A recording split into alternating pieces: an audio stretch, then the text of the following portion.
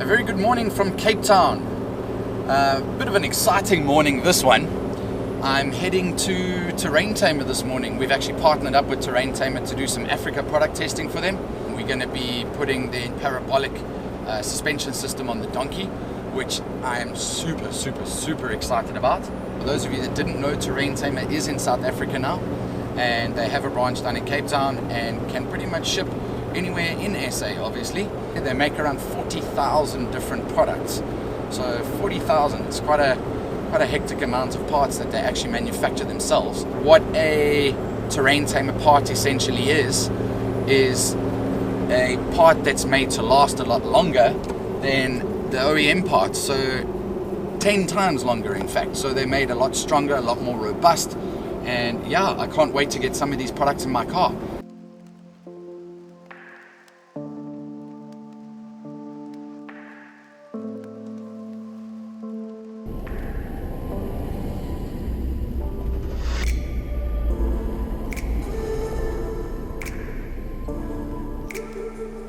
Okay, we've arrived at Tamer. Pretty excited. Let's go see inside.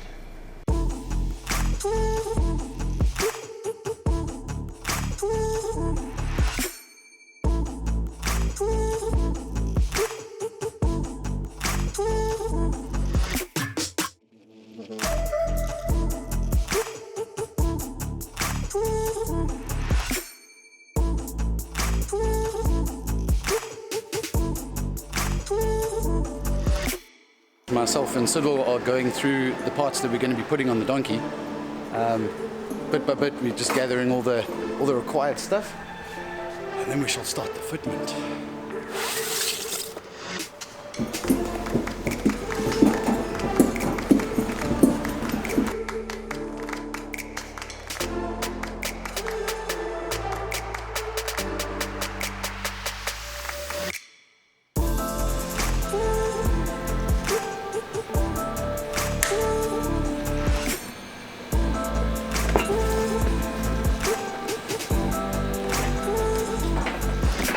Now with all the parts picked, we're gonna head over to the donkey and get stuck in.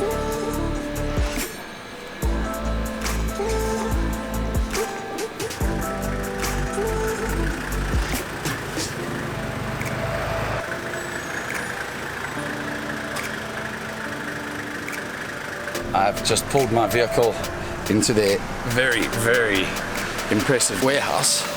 I mean, have a look at this. Parts like you have no idea.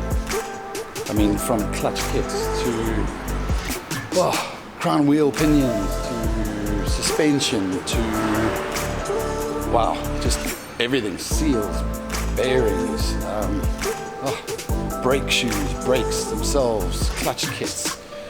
I mean, it's just insane. There's so much here. Wow.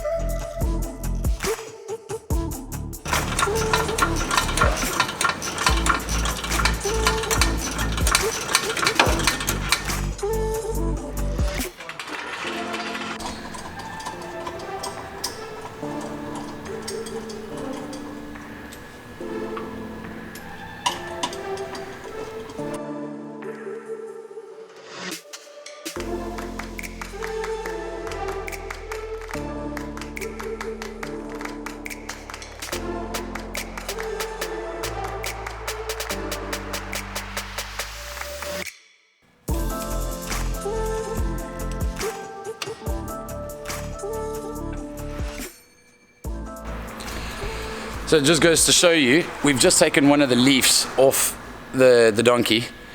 Just one leaf is 63 kilograms. If you don't believe me, check this out.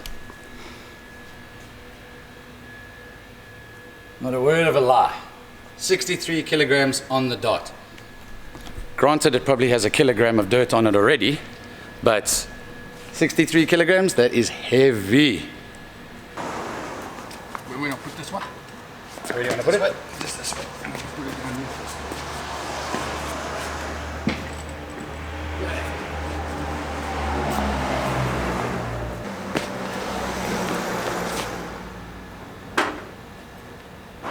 Where's it? Stay. There we go. No ways. Okay, so that one, believe it or not, is 21 kilograms lighter. So I'm going to be saving myself 42 kilograms just on the leaves, yeah. That is absolutely crazy.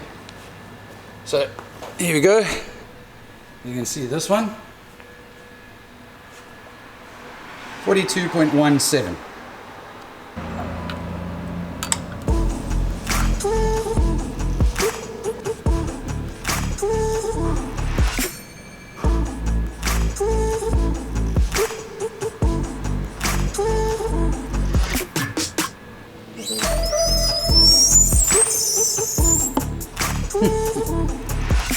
Finished. Yep.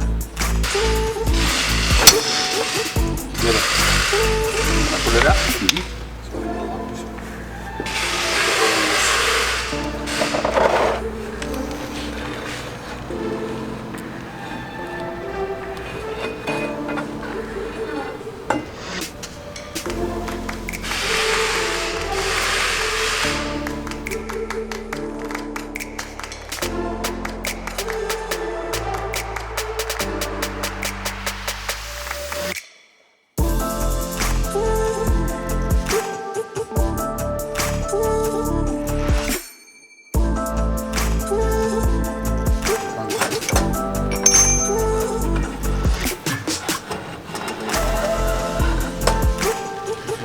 That one was nowhere near as bad as the previous one.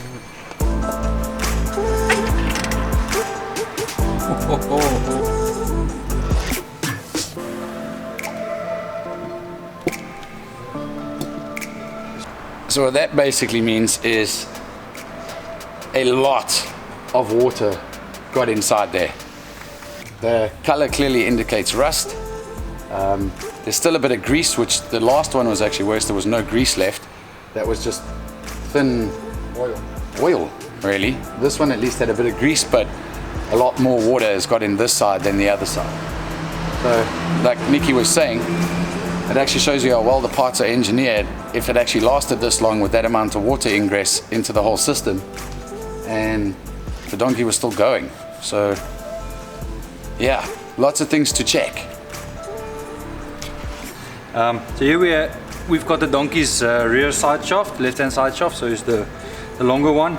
And you can see where the side shaft seal actually worn the side shaft. So unfortunately, this whole shaft is in perfect condition, needs to be replaced due to this small mark that we've got on here, where the new seal actually won't be able to seal.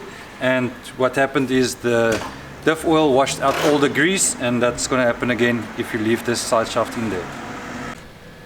Okay, so we've now cleared off the drum on the right hand side. We've pulled off the side shaft and everything, and we found quite a big problem with the actual differential housing itself. So Marinus is actually going to explain what the problem is and how we're going to fix it. So Marinus, walk me through exactly what's happened here and why it's a problem and what we've done. Yeah, so when we opened up, we found a lot of water and rust and everything that came in.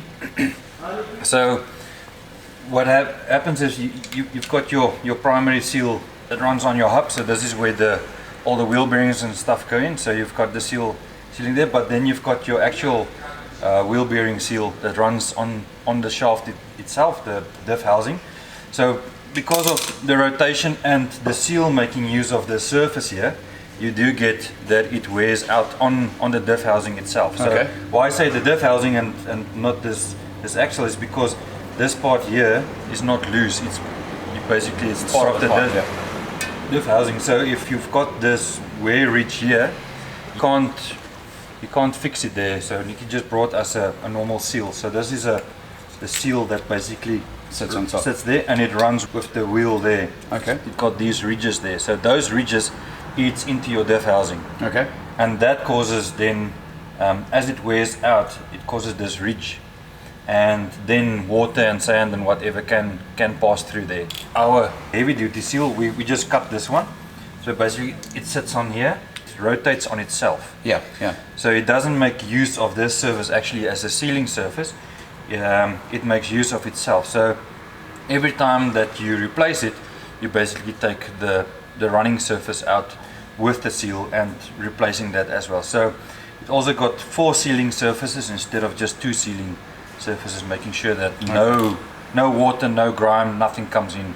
And I mean, compared to the ones that were in here, I mean, the pitting was actually quite bad. It was really bad. No, we'll actually, if we didn't have these seals, we would have had to replace the diff housing, or you'll have to constantly change your wheel bearings and make sure when you go through water or whatever that it's dry in here, because it's just going to damage the wheel bearings as you go on. Do you think as a result of that wearing, that's where all the water in this hub was coming from, and the water that got into the bearings and everything? Yeah. So it's almost certainly that's where the sealing surface was compromised, so it doesn't seal as it should. So the water's kind of every time you go through water, there's water that's going to enter here.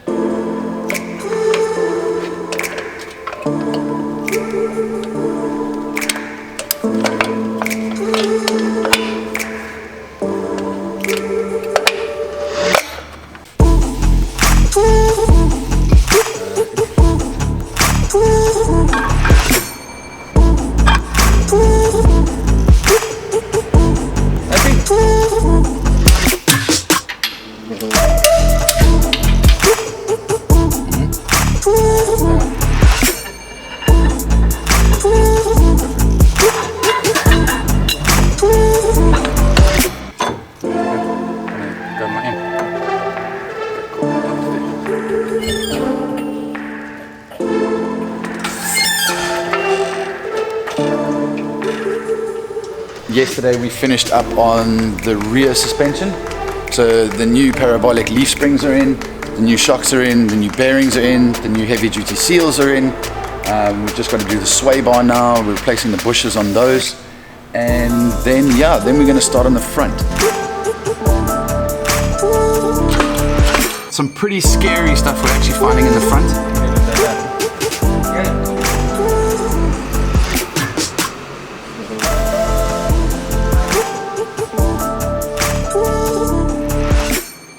So join us for part 2 of the installation next week, where the dissection of the donkey continues. The more we dig, the more we find. And as usual, please remember to like and subscribe and share this video. Thanks very much. Cheers, guys.